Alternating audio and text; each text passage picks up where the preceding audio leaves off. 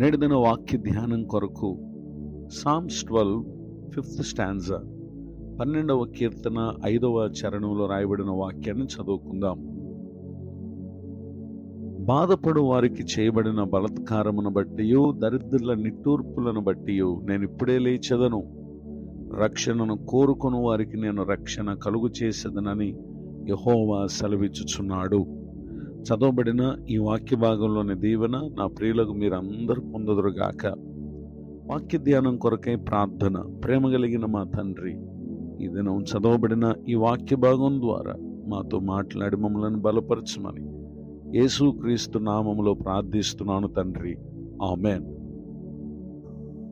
చదవబడిన ఈ వాక్య భాగంలో ప్రభువారు బాధపడు వారికి చేయబడిన బలాత్కారమును గూర్చి, దరిద్రులు అనగా దిక్కెవరు లేని స్థితిలో ఉన్నటువంటి వారు చేయు నిట్టూర్పులను బట్టి ఆయన అంటున్నారు కదా, నేను ఇప్పుడే లేచెదను. ఎవరైతే అట్టి స్థితిలో ఉండి రక్షణను కోరుకున్న వారుగా ఉంటారో వారితో ప్రభు అంటున్నారు కదా, నేను రక్షణ కలుగు చేసేదను. సమాజంలో కొందరు బాధ పెట్టువారుగా ఉన్నారు. బాధ పెట్టే వారిని భరించుచు కొందరు ఆ బాధను అనుభవించుచు ఎంతో కృంగిపోతా ఉన్నారు. వారు బంధుమిత్రులు కావచ్చు, స్నేహితులు కావచ్చు, ఇంటివారు కావచ్చు, లేక పలు వ్యక్తులు పలు రీతులుగా బాధ పెట్టేవారై ఉండొచ్చు. అయితే బాధపడు వారి విషయంలో బాధ పెట్టువారు ఒకవేళ నిర్లక్ష్యంతో వారి యందు ప్రవర్తిస్తూ వారికి మరెవరూ లేరు అనేటటువంటి ఆలోచనతో ఉన్న ఈ దినం ప్రభు సెలవిస్తూ ఉన్నారు, వారి విషయమై నేను ఇప్పుడే లేచెదను. నిజమే, మానవులందరి సృష్టికర్త అయినటువంటి దేవుడు ఎవరైతే బలాత్కారమును అనుభవించుచున్నారో, ఎవరైతే నిట్టూర్పులు విడుస్తున్నారో వారి కొరకు ఆయనే లేచేటటువంటి దేవుడై ఉన్నారు.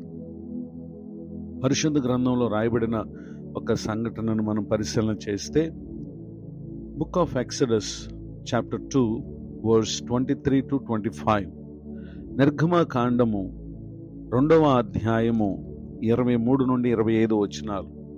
అలాగన అనేక దినములు జరిగిన మీదట ఐగుప్తు రాజు చనిపోయాను. ఇశ్రాయేలీయులు తాము చేయుచున్న వెట్టి పనులను బట్టి నిట్టూర్పులు విడిచుచు మొరపెట్టుచుండగా తమ వెట్టి పనులను బట్టి వారు పెట్టిన మొర్ర దేవుని యొద్దకు చేరను. కాగా దేవుడు వారి మూలుగును విని అబ్రహాము, ఇస్సాకు, యాకోబులతో తాను చేసిన నిబంధనను జ్ఞాపకం చేసుకునెను. దేవుడు ఇశ్రాయేలీయులను చూచెను, దేవుడు వారి యందు లక్ష్యముంచెను. చదవబడిన ఈ వాక్య భాగాల్లో ఇశ్రాయేలీయులు అనుభవించుతున్నటువంటి బాధను గురించి మనం పై వచనాల్లో చదువుతాం.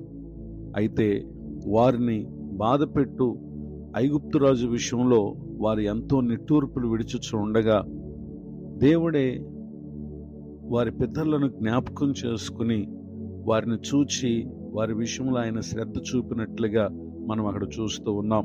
ఆ కారణాన్ని బట్టి 3వ అధ్యాయంలో ప్రభువారు మోషేను పిలిచి మోషేతో మాట్లాడుతూ 8వ వచనంలో రాయబడినటువంటి వాక్యం, book of Exodus chapter 3 verse 8, కాబట్టి ఐగుప్తుల చేతుల నుండి వారిని విడిపించుటకు ఆ దేశంలో నుండి విశాలమైన మంచి దేశమునకు అనగా కనానీయులకు, హిత్తీలకు, అమోరీలకు, పెరిజ్జీలకు, హివీలకు, యెబూసీలకు నివాస స్థానమై పాలు తేనెలు ప్రవహించు దేశమునకు వారిని నడిపించుటకు దిగి వచ్చి ఉన్నాను.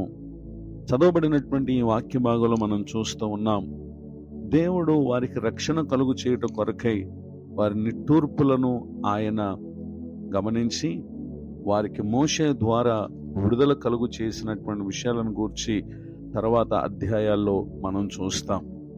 ఈ మాటలు వింటున్న నా ప్రియ సహోదరి సహోదరులు, మీరు ఎవరి చేత, దేనిని బట్టి, ఏ కారణం చేత బాధపరచబడుతూ ఉన్నారో, దిక్కెవరు లేని స్థితిలో ఉన్నామని ఒకవేళ నిట్టూర్పులు విడుచుచున్నారేమో, మనుషులెవ్వరూ మీ కన్నిటిని చూడకపోవచ్చు, లేదా మీరు అనుకునే వారు ఎవరూ కూడా మీకు సహాయం చేయకపోవచ్చు.